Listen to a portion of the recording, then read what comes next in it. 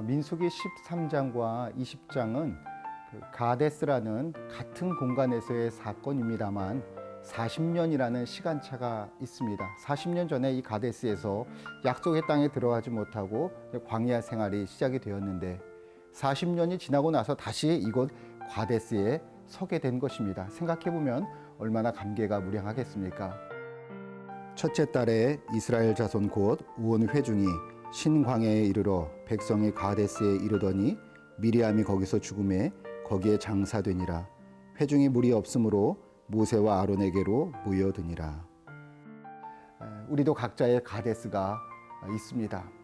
반드시 이겨내야 할 시험이 있다라는 말씀입니다. 이 시험을 이겨낼 때 약속의 땅에 들어가는 것처럼 여러분 이 시험을 이겨낼 때 하나님께서 여러분들에게 언약하시고 약속하신 그 축복의 말씀들이 우리의 인생 가운데 응하게 된다는 것입니다. 각자의 가데스에서 각자의 시험을 잘 이겨내시고 하나님의 언약이 여러분의 삶 가운데 그대로 이루어지게 되기를 축복합니다. 여러분 가만히 생각해 보면 광야 40년의 생활 동안 얼마나 많은 에피소드들이 있었겠습니까? 많은 것들이 있었을 것인데 성경을 보면 항상 이 두 가지가 반복하고 있습니다. 길이 없는 것, 물이 없는 것, 이것이 그들에게 항상 걸림이 되고요. 이 두 가지가 계속 반복이 되고 있어요. 왜 그럴까요? 이 두 가지 시험을 반드시 이겨내야지만 약속의 땅에 들어갈 수 있다라는 것입니다.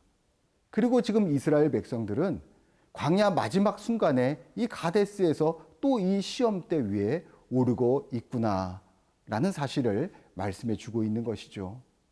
여러분, 우리도 예외가 될 수 없습니다. 사실 광야 40년의 삶은 우리의 인생을 고스란히 보여주고 있는 것인데요. 우리 인생도 결국은 이 두 가지가 늘 문제가 됩니다. 물이 좀 부족한 것 같아서, 길이 없는 것 같아서 우리가 원망할 수도 있고 불평할 수도 있고 낙심할 수 있습니다. 때로는 우리가 믿음 생활하면서도 하나님께서 길을 좀 확 열어주시고 물을 좀 충만히 부어주시면 좋겠는데 라는 그런 마음이 우리에게 드는데, 여러분 하나님께서는 광야 40년의 생활을 통해서 우리에게 무엇을 가르쳐 주시기를 원하실까요? 내가 길이다, 내가 생명의 양식이다 라는 것을 광야 40년 동안 가르쳐 주신 거 아니겠습니까? 이스라엘 백성들은 이 순간에 지금 기억해야 됩니다. 지금 광야 40년 동안 우리의 길을 인도하신 분이 하나님이시고 40년 동안 우리를 먹이신 분이 하나님이시다라는 사실을 잊으면 안 됩니다. 여러분 우리도 마찬가지로 잊으면 안 됩니다. 하나님의 말씀이 우리의 인생의 길이 되는 것하고 반드시 우리가 먹어야 될 생명의 양식이 하나님의 말씀이다라는 사실을 우리도 잊으면 안 됩니다.